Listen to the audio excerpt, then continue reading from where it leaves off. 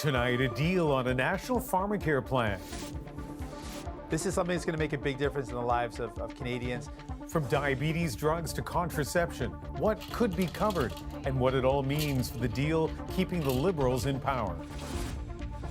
Lynx Air suddenly grounded, passengers stranded. The flight has been cancelled, just like that. Why low-cost airlines struggle to survive in Canada. The lunar lander that made history tipped over on touchdown. And the lander has tipped like this. But is still communicating with Earth. We break down the first commercial moon landing and why Canada could help lead the way. From CBC News, this is The National with Ian Hennemanzing. We begin tonight with a political deal that could have a big impact on you. The Liberals and NDP agreeing to take the first step towards a national Pharmacare program. NDP Leader Jagmeet Singh announcing the draft agreement today, saying it will cover two kinds of medications to begin, diabetes drugs and contraception, with the goal of expanding coverage to more drugs in the future. This deal clearing the way for the Liberals to continue governing with the support of the NDP. David Thurton begins our coverage tonight with a look at the deal and a reaction from Canadians struggling with the high cost of drugs. Canadians don't need a credit card to go to the hospital, but many need one at the pharmacy. That could soon change. We've secured something really important, I'd say really historic for Canadians. The NDP leader confirmed the deal in an interview on CBC's Rosemary Barton Live. Next week, the Liberal government is expected to table legislation that would lay the groundwork for drug coverage for all Canadians, whether they have private insurance or not. Paid for by the government, the NDP says, under a single-payer system. This is an opportunity to deliver for Canadians, even more in a difficult time. This legislation fulfills a commitment under the Confidence and Supply Agreement the Liberals signed with the NDP to stay in power. We have got that and more. We've got the legislation and now a commitment to cover two classes of medication. As a first step to establishing pan-Canadian drug coverage, the NDP says it negotiated a commitment to cover two classes of drugs: contraceptives and diabetes medication. Life-changing news, this family says.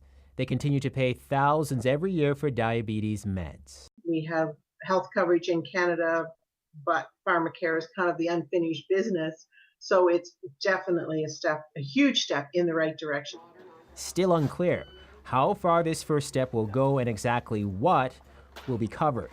So we want to make sure, again, that we have the ability to choose from the range of contraceptive methods that are available so that we can choose a method that best fits each individual. Conservatives warn with many Canadians on private drug plans, they could lose their lucrative workplace drug coverage. And while implementing single-payer Pharmacare could help drive down drug prices, it could cost at least $15 billion to fully implement. Plus, buy-in is needed from premiers since healthcare is a provincial and territorial responsibility. David Thurton, CBC News, Ottawa. Let's bring in our chief political correspondent, Rosemary Barton. And Rosemary, how significant is this? It's a big deal, Ian, for a couple of reasons. First, of course, the supply and confidence agreement between the Liberals and the NDP lives another day, so the government can keep counting on that support. Second, though, it means that for the first time ever in this country, there will be something that is at least the beginning of a national Pharmacare program, something both parties have talked about for years. It's a big win for the NDP because the original commitment in this deal was just about laying out some first steps. There was no money attached, for instance. Now there will be legislation to be tabled as early as this week, and coverage of the two drugs that David mentioned there, free for all Canadians, whether they have insurance or not. And what's in this for the Liberals?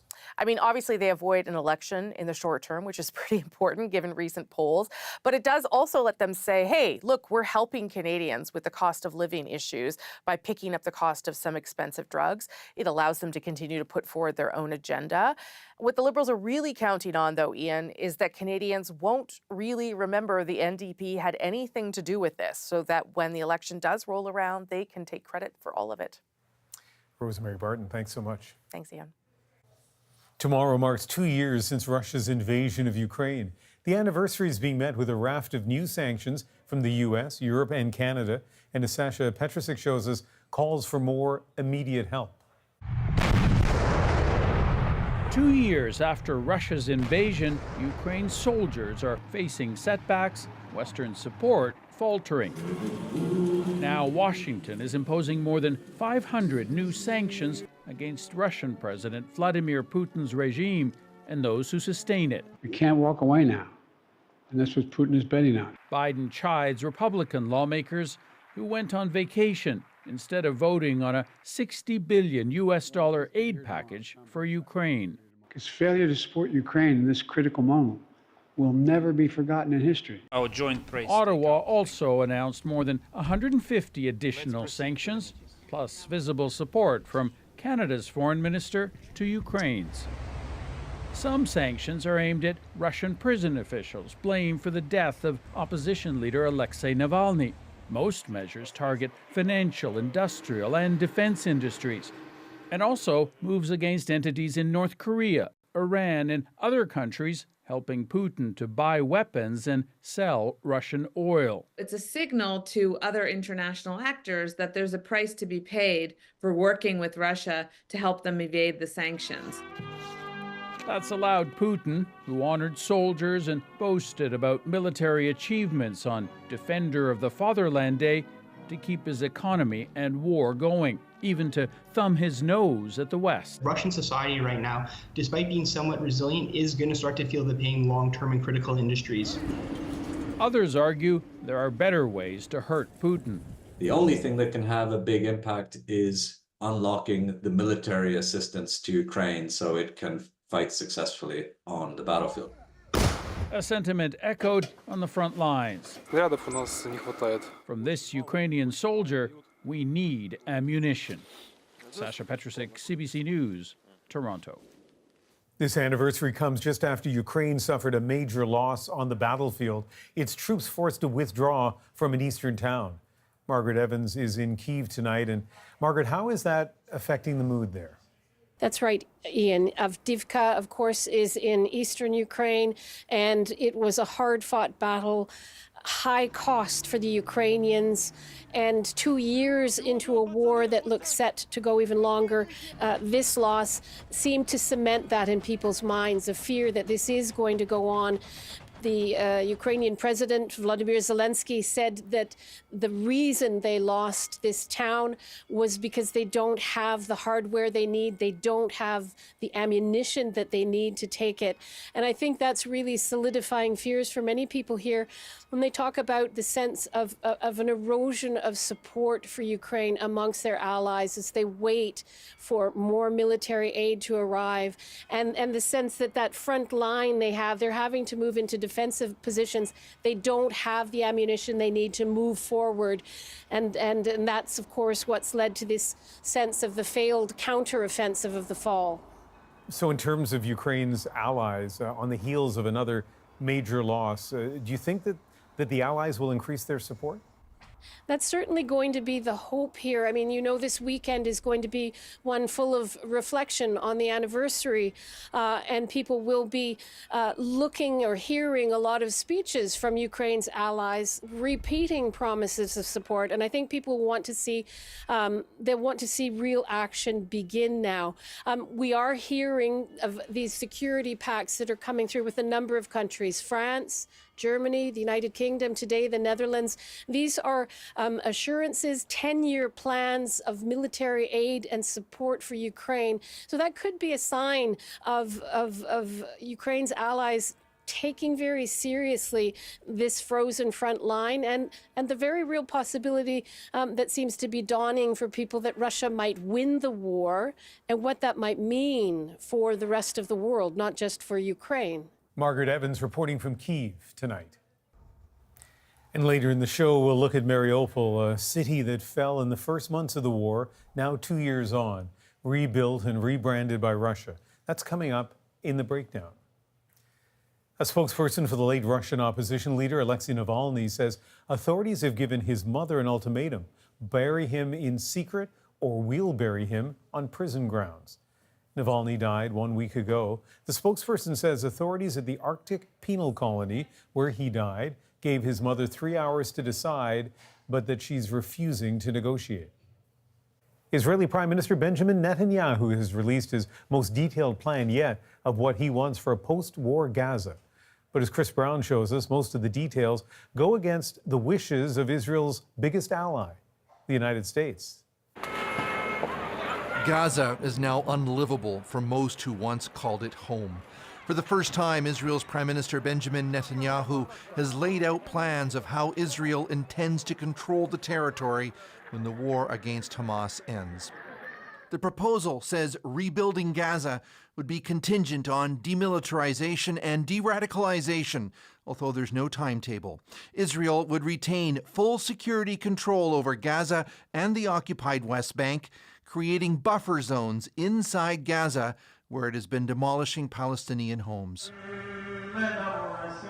Those praying amidst the rubble in the Al Huda Mosque in Rafah said Israel's new plan sounds like more occupation. Netanyahu's plan is not new, it's an old plan, said Nasser Attaya. Not mentioned is whether Israel intends to establish Jewish settlements in Gaza, which many of the government's supporters and cabinet ministers are demanding. Nor was there mention of a role for the Palestinian Authority, which now runs the West Bank, or a timeline to establish a Palestinian state, both key demands of Israel's international allies. What you're seeing is a set of recycled strategies and ideas that have already been put in operation before, and they have failed. This Jordan-based analyst sees no hope for a sustainable peace without Palestinian buy-in. To think that you can simply come in and impose a plan without any consultation is absolutely preposterous. The U.S. Secretary of State avoided direct criticism of the proposals, even as he reiterated the U.S. is opposed to much of what Israel has in mind. There should be no Israeli reoccupation of Gaza. The size of Gaza's territory should not be reduced. This is also shaping up as a crucial weekend for fragile ceasefire talks. A summit in Paris has brought together key players for what could be a final attempt to free Israeli hostages in exchange for Palestinian detainees. Chris Brown, CBC News, London. Spanish officials are investigating the horrific apartment fire that killed at least 10 people in Valencia last night. Fanned by strong winds, the flames tore through cladding on the outside of the building, gutting it within 30 minutes. Spain's prime minister offered his condolences at the site today, while residents have launched food and clothing drives for the victims. Canadians booked on Lynx Air are scrambling tonight. The low-budget air carrier announced yesterday it would ground flights permanently on Monday. But as Nisha Patel shows us, cancellations are already stranding travelers. Lynx Air is grounded for good, and travelers had little warning. He shuts down and says, "I'm sorry, I will have to take you back to the terminal. The flight has been canceled," just like that. It was very chaotic to find our luggage and then sort of, communicate. We've been looking forward to this for a long time, and now we're scrambling. Just last month, Lynx was launching new routes. Now it's out of cash, and hundreds of employees are out of work. The airline blames inflation, fuel, and regulatory costs, as well as competitive tension in Canada. When competitors either leave the market or disappear entirely like Lynx has, the inevitability of higher fares is always in the cards. The Calgary-based airline launched just 2 years ago, offering cheaper base fares with no frills to 23 destinations. But low-cost carriers have struggled to find success in Canada.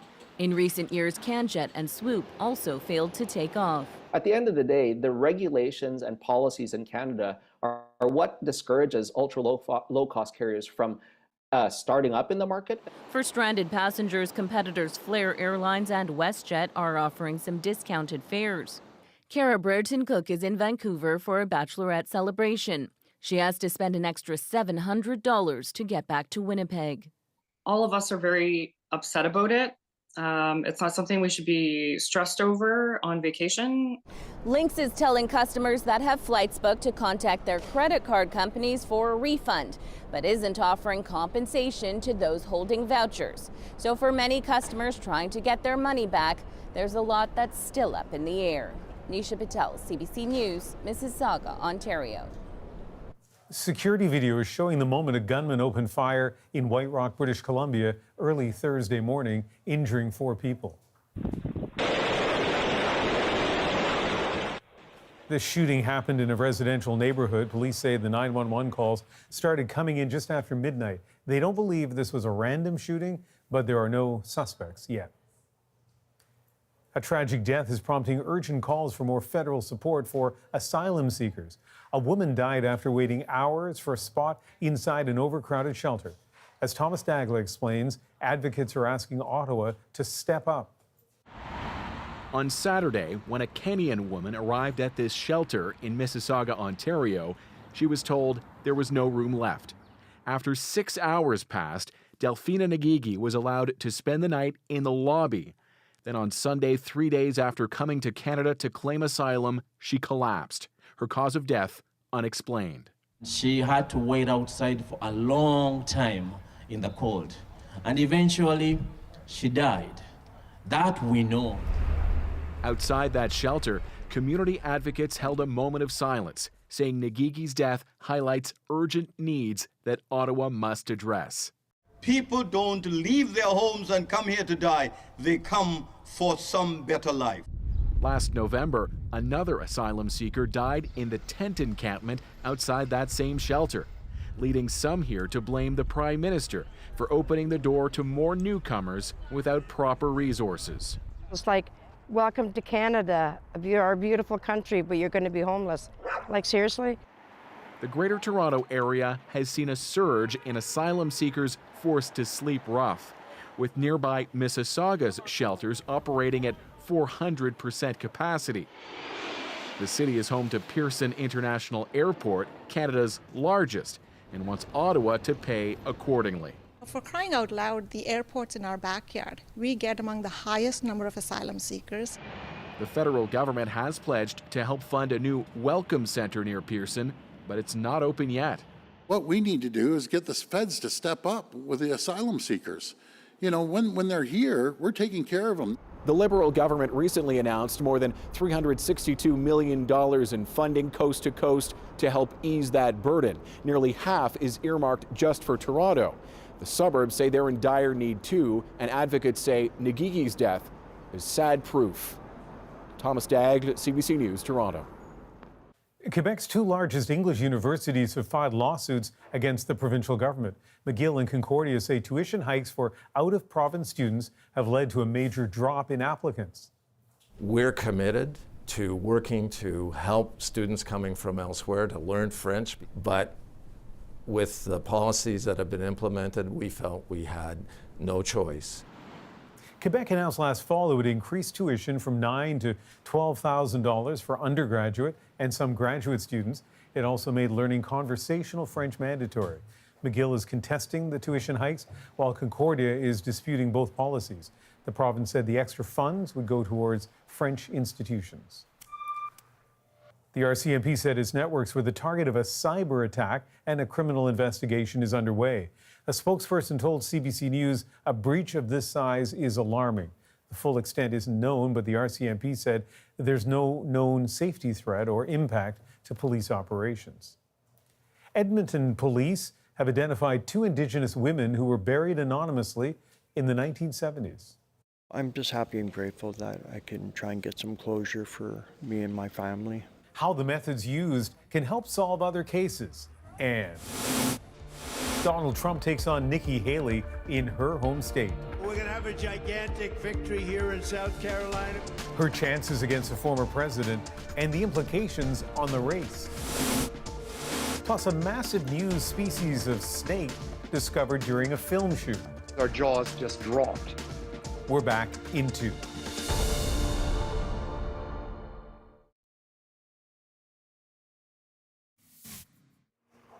A steady plume of gas and ash are still coming from a Mexican volcano. Eruptions like these have been happening 2 to 3 times a day for a week.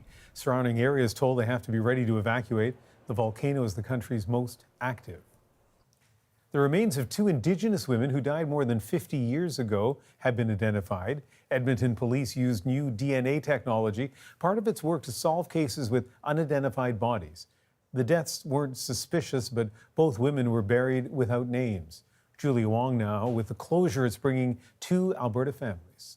Our people are vulnerable. Riva Latterroot always wondered what happened to her older sister Louise. She disappeared from their Edmonton home in the mid-1970s. When I came from upstairs to go downstairs, the doors were wide open. I had no idea where she went. Finally, some answers. Last fall, Edmonton police began Project Match, a review of unidentified human remains.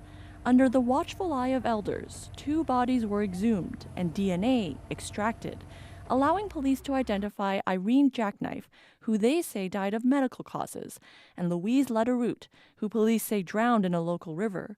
Her death is not considered suspicious. The news is grim, but Riva says it brings her comfort. She hopes to give Louise a proper burial. It would mean a lot because I wanted to tell her how much I missed her and how much I loved her. For years, Riva's family had tried to report Louise missing to police, but they refused to investigate. But we made mistakes, and we've changed our processes since then. Daryl Jackknife was only 6 when his mother Irene vanished. He says it ripped his family apart and hopes this discovery helps them move forward. So I'm just happy and grateful that I can try and get some closure for me and my family. As Canada grapples with the crisis of missing and murdered Indigenous women and girls, an acknowledgement more can be done. These collaborations and bringing folks together bring us closer to solving many of those issues that continue to place Indigenous women in very vulnerable positions. We cannot protect the past, but we can protect the future. Edmonton police say they have 18 other cases like this in progress and plan to use innovative technology to solve them, with hopes more families may finally get some answers. Julia Wong, CBC News, Edmonton. Nikki Haley's attempt to take on Trump is taking her back to her home state. Do we want more of the same, or do we want to go in a new direction? Her chances of bringing home a victory in the South Carolina primary. Plus Canada's role in the modern space race. Canada's up there. We're part of this. How those contributions could continue to grow. But first, a city taken in war, rebranded by Russia. If this is the new Mariupol, all I can say that the old Mariupol was much better. Why looks can be deceiving in the apparent reconstruction. The National breaks down the story shaping our world. Next.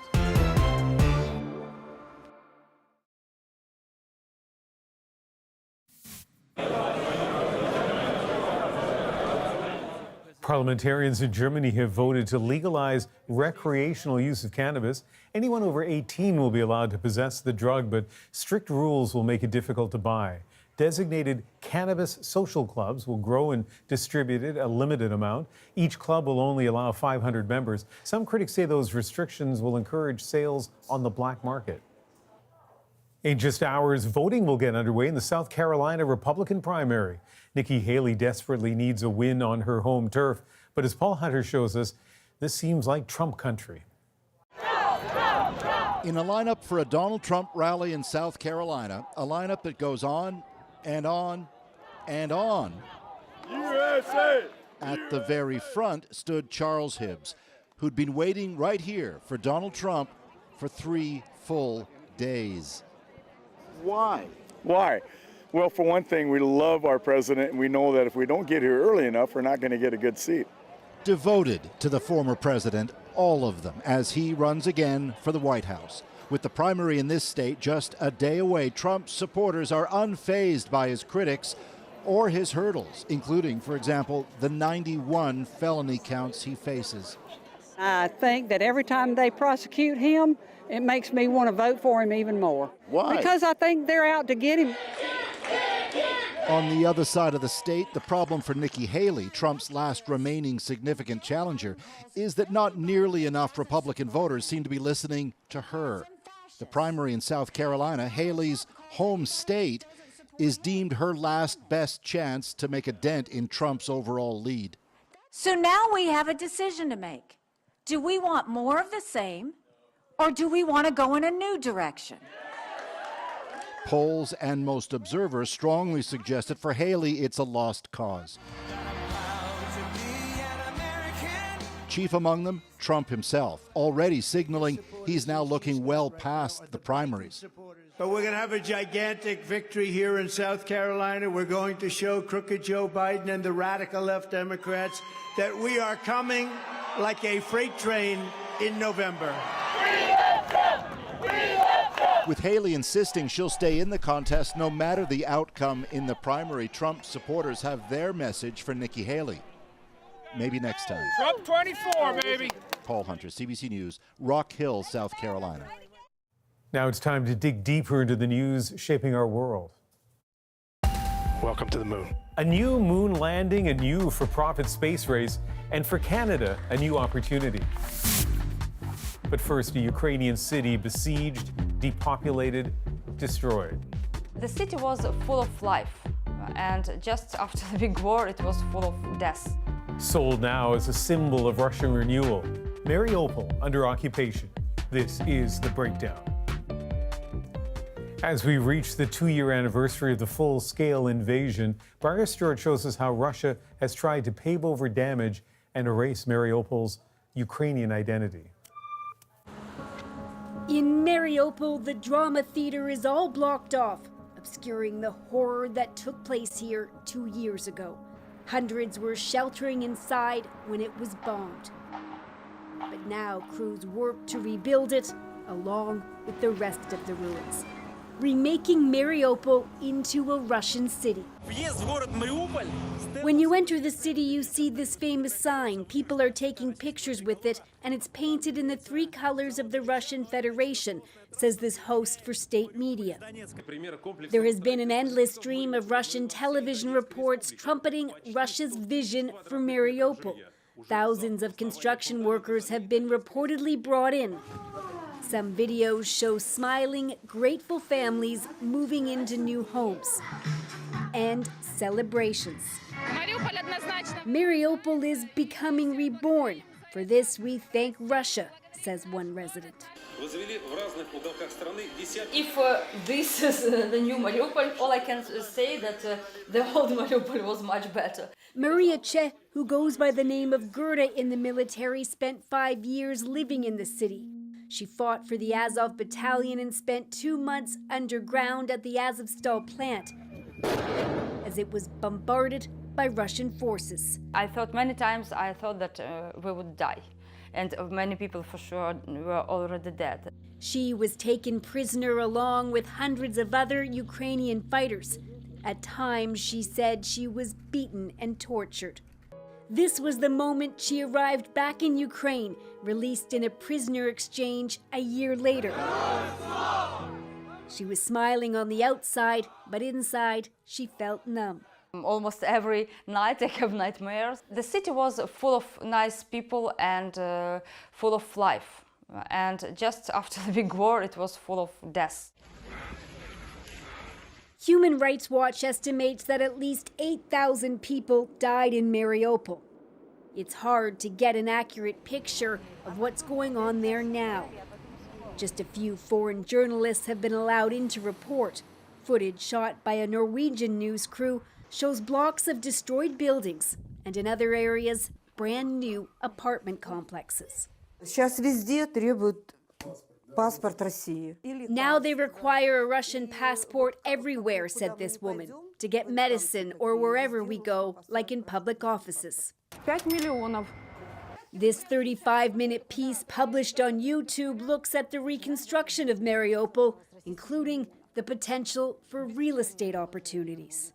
We see that the owners of this apartment left their homes in a hurry, leaving their children's things, says a realtor, who adds it's a tragedy without saying who's to blame. This piece was made by a pro-Russian channel and says some of those who fled Mariupol now want to sell their homes because they have no interest in returning. The owners of other apartments have been killed. Throughout the city, a few thousand residents are reportedly waiting to get a new home after theirs was damaged or destroyed. This group appealed to Russia's president. Their building was bombed during the siege. it was demolished and replaced with this brand new complex. It boasts 51 luxury apartments that are up for sale and unaffordable to most living in Mariupol. In another part of the city, this was all that was left of Irina's apartment. She walks around the mangled rubble that was her kitchen. This is where she used to live with her son. We aren't using her real name or identifying her because she fears speaking out. Nothing has changed for the better for me. Everything is just worse. Her 25-year-old son was killed in Russian shelling shortly after the siege began. She says the apartment they shared was owned by him. And she doesn't have the documents needed to prove that she should be eligible for a new apartment from the Russian government. The Russians here in the city see themselves as the czars, that they are so good that they came here and liberated us. And they sure did that. They liberated us from anything and everything, from a good life, from our homes. Across Mariupol, Russian officials are taking an inventory of the buildings, demolishing some and working to repair others. But some residents who moved back into supposedly renovated buildings have been met with this. This video was taken by Yevgeny Petrov, a Russian who started a YouTube channel and has made dozens of trips to Mariupol to document life along with people's problems. You see outside building is more or less okay, but then you enter apartment and now you see actually just like walls and that's it. There is a compensation, but it's not enough. He says social issues like housing and jobs are top of mind now. And a former local politician who worked in this municipal building before it was bombed during the war agrees. We're not identifying him because he was jailed for a month after criticizing Russian authorities. He still lives in Mariupol as his family is here. Люди больше думают о бытовой уже сфере, нежели о политической, потому что на политическую обстановку они никак не влияют. Самое основное, это главное, чтобы не повторилось то, что было в 22 году в марте. И прекратится война, и гибель людей с той стороны. As for Czech, she considers herself lucky. She's now staying near Riga, Latvia, getting rehabilitation. She says she's slowly dealing with the physical and emotional trauma, but remains disgusted by the prospect of Russia rebuilding Mariupol. It's completely immoral because you should pay respect to those civilians you killed there. Do you think you'll ever be able to return to Mariupol? To return just to pay the respect to those who died there, just to maybe to bring some flowers, maybe to remember some things. But it's unlikely she'll ever be able to return as long as Russia remains in control, rebuilding and rebranding a community that it now claims is a city of military glory. Breyer, the difference between Russia's official picture and some of the reports from the ground is in some cases stark. Well, that's right. There have been reports from the 4 territories that Russia occupies of people being detained, interrogated, and in some cases tortured. Some have been forcibly deported to Russia, including children. Now, just this week, the deputy chairman of Russia's Security Council, Dmitry Medvedev, said that Ukrainian citizens in occupied Ukraine who harm Russia will be exposed, punished, and sent to Siberia for re-education in forced labor camps. And I think that really underlines just why people are so fearful of speaking publicly, which makes it very difficult to get an accurate picture of what's going on there. For instance, we don't even know how many people are actually living in Mariupol. Ukraine has said it believes 120,000 people are there. Russia pegs that population at about 270,000, but it's not clear whether or not they're including construction workers as well, or Russian residents who have moved to Mariupol after Russia took it over. But Ukraine still intends to fight for it and try to reclaim it. Yes, and Ukraine has its own plan to rebuild the city, which is called Mariupol Reborn. It calls for rebuilding infrastructure right away and then modernizing the city. And part of that plan includes building a new drama theater, and a large memorial to the hundreds believed to have been killed in the attack on the old theater. Thanks, Briar. Coming up, uncertainty over the fate of a Canadian contribution to the lunar landing. Now that this thing's lying on its side, I don't know which way it's going to be pointing. We'll break down the setback as the mission moves forward.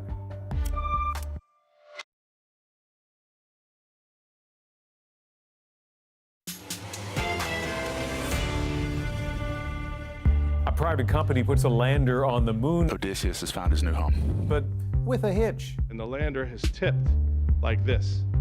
But it's a new era of commercial space exploration. This approach will work, and we look forward to using it over and over in the future. Is it a future for Canada, too? Joining us now to break it all down, we have Nicole Mortellaro, senior science reporter for CBC News, and Bob McDonald, host of CBC's Quirks and Quarks. Nicole, history was made with the first ever successful commercial moon landing, but got a little complicated just as the lander was touching down. What do we know about that moment? Well, it was a real nail-biter, for certain. They moved the landing time. We didn't understand why, but later it turns out that the laser that was being used to land, to find a safe place to land, didn't actually work. And that is an instrument built by MDA, but it wasn't that it actually, they found out didn't work. It was that a safety switch was left on. So it's kind of like the safety to a firearm, and that was left on. There was no way to correct it. And then we had some communication issues, and we found out that the lander now is on its side. It's tipped over because it caught its leg on something. But the payloads are doing well, and the science is being done. So a happy ending.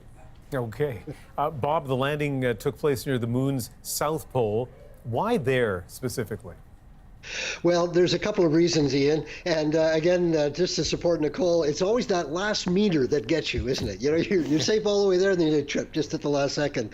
But they want to go to the South Pole because there's good evidence that there's ice at the bottom of craters that never see the sun. The sun's very low on the horizon at the South Pole, and it doesn't reach the bottom. So they think there's water ice down there. And water is a huge resource on the moon, both as drinking water for people that go there, and it's made of hydrogen and oxygen. So when you break water apart, you've got rocket fuel. So it's a very valuable resource, and the South Pole is going to be the target for future missions, including putting people there. The second reason is that astronomers would like to put a telescope on the South Pole of the moon to look at the universe. And there's another Canadian instrument there, a little camera that was supposed to look up and take pictures of the Milky Way and then send them to the Earth. This was built in Toronto, and just a proof of concept that you can do that. But now that this thing's lying on its side, I don't know which way it's going to be pointing. But at least Canada's up there. We're part of this, and I think that's really important. I love the fact that you very casually say, and that water could be used for people to drink when they're on the moon. Yes, maybe one day that's what it will do. Nicole, as we can tell from Bob's tone and yours, this is an exciting time. We seem to be headed towards a kind of boom in space exploration. How is Canada positioned right now for this? Very well. Honestly, we've been in a great position for decades, since the start of the space programs. We have instruments that have flown everywhere. James Webb Space Telescope, for example, we have major contribution to that. We've had instruments on Mars, going to asteroids. It's a very robust industry here in Canada, and people, I think, tend to forget that. We do not, people know the Canadarm, right? And that's, of course, important, but we are everywhere. And, we really should be tooting our own horn. So, Bob, another thing that's going on here is private companies involved in travel to space. And I guess the philosophy is, at least theoretically, is that they can do this more cheaply than government agencies, more efficiently. What's your view on that? They certainly can, Ian, and this is the future. It's the way it's going to go. NASA is a government organization, and the way they've been going to the moon in the past is by using it as a make-work project. They involve a lot of different states, a lot of different companies, which means a lot of people, that all those parts have to be brought together in Florida and then flown. This new mega rocket that's going to be taking Jeremy Hansen to the moon is going to cost $4 billion every time it flies, and it only flies a couple of years, and it's thrown away. SpaceX, on the other hand, the private company, is flying every week now, and they're doing it for 10 times less because everything's under one roof. So yes, they can do it cheaper. It reminds me of big airplanes that were developed during the war as bombers. Then after the war ended, those same companies turned those 4-engine planes into airliners, and now we have the airline industry. So space is going through the same thing, going from the government science to the private sector, and I think it's a good way to go, as long as we don't have daredevils trying to take chances.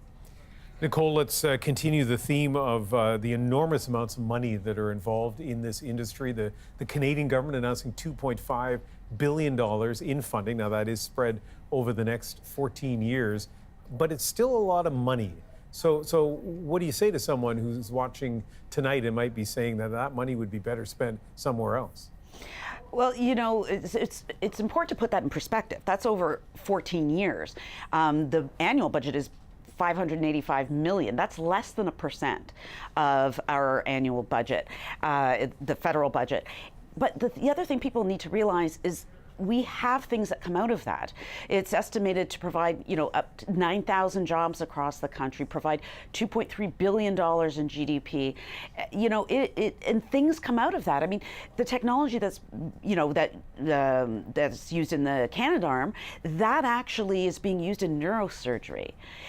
There are so many other spin-offs. Right now, the Canadian Space Agency has a big push at trying to use health applications that'll be used in remote communities as well as in space. So there is a return that we're seeing for sure. And Bob, what's coming next? What are some of the projects that Canadians will be involved in? Well, we're going to continue to build instruments that'll be going out to other planets. As far as the moon goes, well, we've got Jeremy Hansen who's going there next year. Canada will be building a Canadarm3. There's another space station that they're planning to build in orbit around the moon called Gateway, and it will have another Canadarm on that.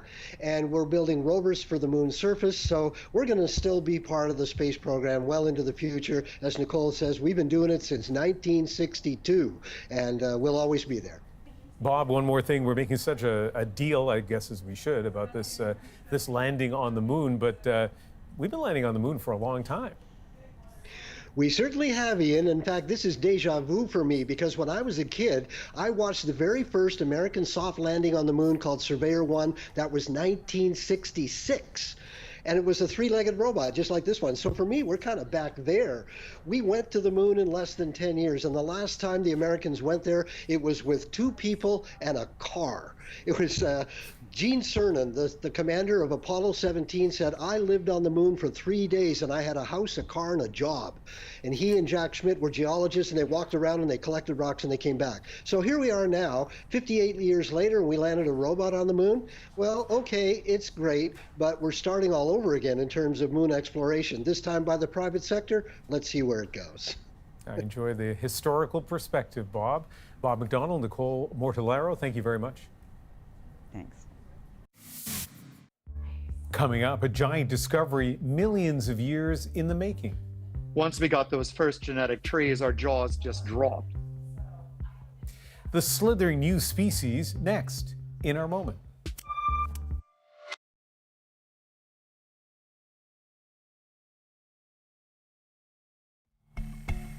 You're looking at a new species of anaconda, the snake described by an Australian scientist as the discovery of a lifetime. Brian Fry says the reptile was found during a Will Smith docuseries shoot, but that was just part of a grueling team effort leading to the uncovering of the northern green anaconda. And our moment. It's a classic case of serendipity for science, where you go out to do one thing and you stumble on something else. Once we got those first genetic trees, our jaws just dropped. A giant snake that, as it turns out, is a staggering 5.5% genetically different from the anacondas we knew of before. To put this in perspective, we're only 2% different from chimps. The original purpose of our quest was to look at how oil spills are affecting the wildlife in the Amazon. What we were doing is using the anacondas as an indicator species. We sequenced the green anaconda from across its range, and we showed that they diverged almost 10 million years ago from the standard green anaconda. The lab work is a slog. We did have that eureka moment where once we compiled all of the genetic sequences, And here we are in February 2024, and we're just now publishing the paper. What else is there that's new that might be lost before we even know about it? So you can't help but be kind of, I don't know, impressed by how excited he is by the genetic differences between this anaconda and the species they knew, but also just a reminder of how big the world still is, that something like this is out there undiscovered until now, and even then only discovered by accident. Thank you for being with us. You can watch anytime, anywhere on the free CBC News app and subscribe to the National's YouTube channel. I hope you join me Sunday for Cross Country Checkup on CBC Radio and CBC News Network, and later that night, back here for the National. I'm Ian Hannah-Mansing in Vancouver. Have a great Saturday.